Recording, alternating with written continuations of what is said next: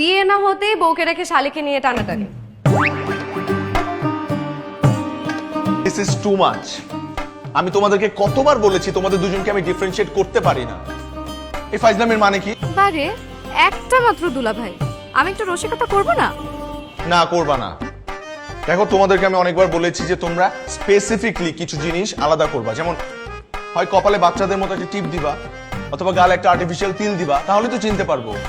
দুলা ভাই থেকে সিরিয়াস হয়ে গেছে। আচ্ছা সরি দুলা ভাই। তাহলে সিরিয়াস হবো না? তোমরা দুজন মিলে আমার ক্যারেক্টার হুমকির মুখে ফেলে দিচ্ছ। আচ্ছা হইছে, এখন চলো, অনেক শপিং বাকি, চলো তো। কোনজন আপনি? ভালো জন না খারাপ জন? আপনিই বলেন, আমি ভালো জন না খারাপ জন? এই প্রশ্ন আমাকে করবেন না প্লিজ।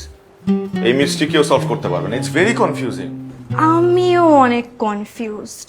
কেন তুমি কনফিউজ কেন? মানে আমি তো জানতাম ডক্টরদের আইকিউ অনেক ভালো হয়, ডক্টররা অনেক পড়াশোনা করে, তো আপনার তো এটা ইজিলি বলতে পারার কথা না যে আমি ভালো জন না খারাপ জন।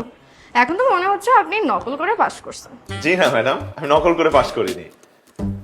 আমি মানবদের অভ্যন্তরীণ জিনিস নিয়ে পড়াশোনা করেছি। বাহ্যিক বিষয় আমার কোনো আগ্রহ নেই।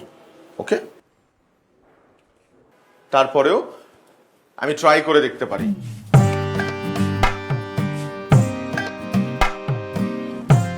একটু বামে তাকাও, একটু ডানে, একটু উপরে, একটু নিচে। একটা তিল নাই, একটা জন্ম দাগ নাই, চিনবো কি করে? চিনতে পেরেছি।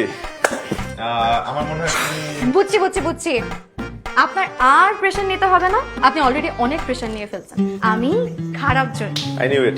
ভালো জন আপনার জন্য পায়েস রান্না করে পাঠিয়েছে। একা একা থাকেন কি খান না খান। Thank you. তোমাকে থ্যাংক ইউ বলছি কেন? থ্যাংক ইউ তো বলা উচিত ভালো জনকে।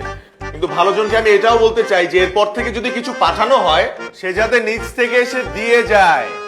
আপনি যেভাবে চিৎকার করে বলছেন, আমার বাসায় গিয়ে আর কিছু বলতে হবে না। আসলেই খারাপ জন। এই শুনেন, খাবারটা খেয়ে কিন্তু বলবেন কেমন হয়েছে। মানে ভালো ভালো যদি রিভিউ দেন তাহলে রোজ রোজ ভালো ভালো খাবার পাবেন। অবশ্যই।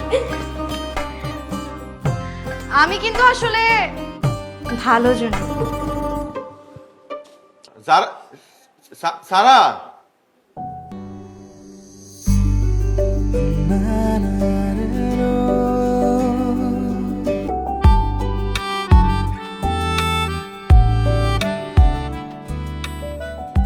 অনেক বছর পর এমন পায়েস খেলাম, ঠিক যেন দাদির হাতে বানানো পায়েস। দেখে আমাকে দে সারা।